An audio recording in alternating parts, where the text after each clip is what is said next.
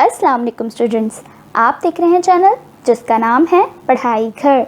उम्मीद है आप सब खैरियत से होंगे।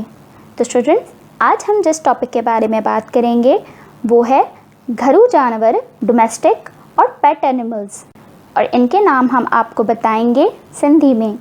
तो बगैर टाइम वेस्ट किए चलिए चलते हैं अपनी डिस्कशन की जानिब। कुत्तो, कुत्तो माने डॉग। बिल्ली, बिल्ली माने कैट। कुकड़, कुकड़ माने हैन। गाय, गाय माने काव। घोड़ो, घोड़ो माने हॉर्स।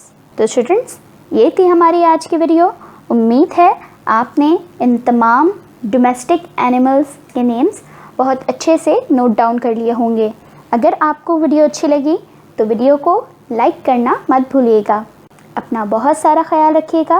अल्लाह हाफ़िज़। पढ़ाई घर में खुशामदीद। सबसे पहले इस चैनल को सब्सक्राइब कर लें और बेल आइकन पे क्लिक कर लें ताकि आप हमारी तमाम वीडियो से बाखबर रहें और बनो मिसाल पाकिस्तान की, क्योंकि अब मुल्क को बेहतर बनाना है।